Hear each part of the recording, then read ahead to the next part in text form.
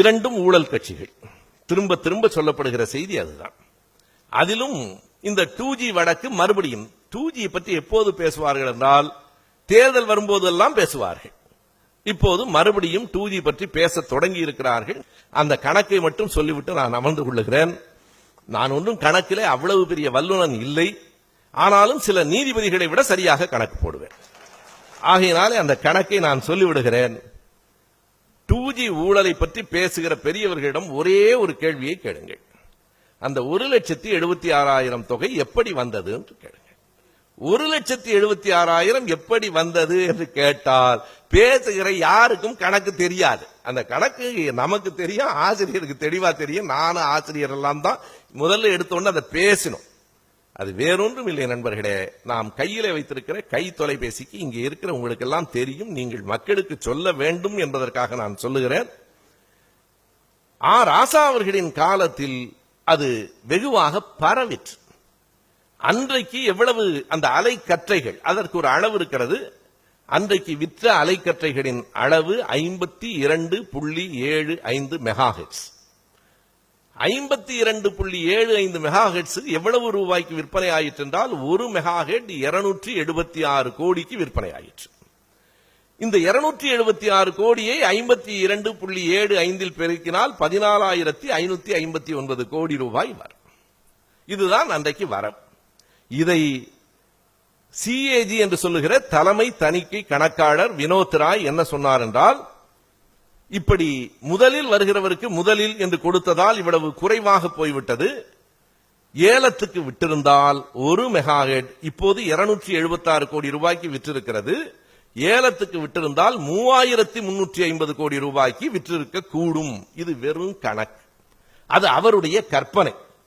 இப்போது நான் ஒரு தொடர் வண்டியிலே 2 பார்ப்பன பிள்ளைகள், படித்த பிள்ளைகள் என்னோடு பேசுகிற போது அவர்களுக்கு நான் கணக்கு சொல்லிக் கொண்டிருந்தேன்.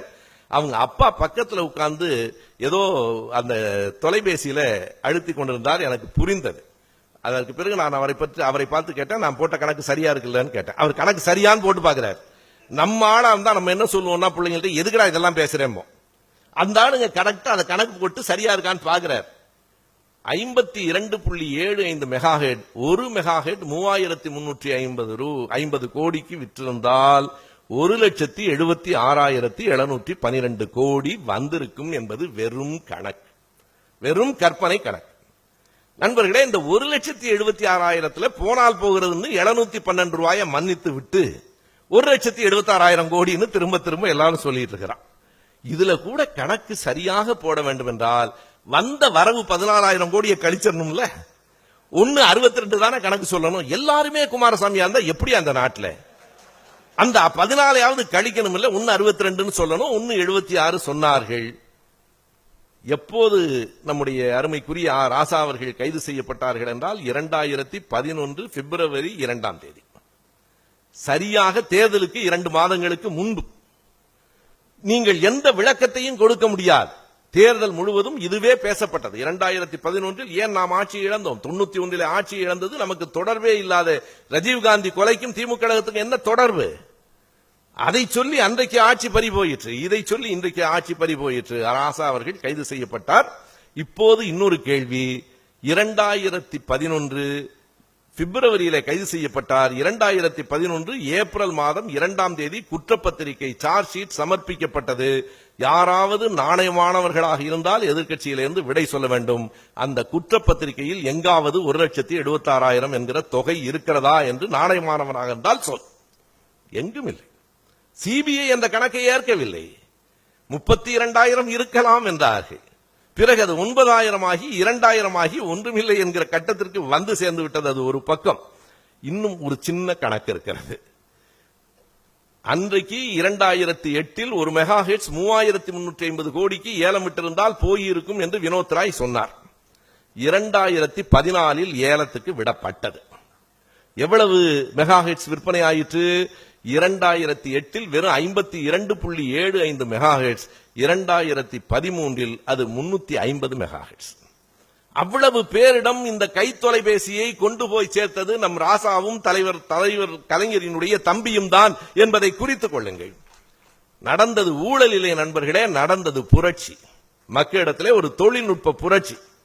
350 மெகா ஹெர்ட்ஸ் விற்பனையானது, ஏலத்துக்கு போனது. இப்போது நான் மறுபடியும் வினோத் ராய் கணக்கை எடுக்கிறேன். 1 மெகா ஹெர்ட்ஸ் 3350 கோடிக்கு ஏலம் போயிருக்கும் என்று சொன்னார் இல்லையா 2008. அதற்கு பிறகு 6 ஆண்டுகளுக்கு பிறகு ஏலம் விடுகிற போது இன்னமும் பல்லாயிரம் கோடிக்கு கூடுதலாக போயிருக்க வேண்டும்.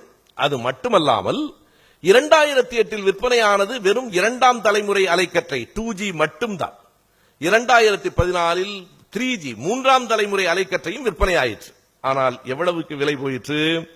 350 மெகா ஹெர்ட்ஸ் வெறும் 1,09,00,000 தான் போயிற்று. அத்தனை பத்திரிகைகளிலும் இந்த செய்தி வந்திருக்கிறது. 1,09,00,000 என்று சொன்னால் 1 மெகா ஹெர்ட்ஸ் 297 ரூபாய்க்கு விற்பனையாகி இருக்கிறது என்று பொருள். ராஜா கொடுத்தது 276 கோடி. இப்போது 6 ஆண்டுகளுக்கு பிறகு 21 கோடி மட்டுமே கூடுதலாக போயிருக்கிறது என்றால் என்ன நியாயம்? நான் கேட்கிறேன். குறைந்தது அதே 3,350 கோடிக்காவது விற்பனை ஆகியிருந்தால் 350ஐயும் 3,350ஐயும் பெருக்குங்கள், 11 லட்சம் கோடி வரும். சொல்லலாமா? 11 லட்சம் கோடி ஊழல் நடந்திருக்கிறது என்று சொல்லலாமா? மோடி உட்பட அத்தனை பேரையும் கைது செய்யலாமா?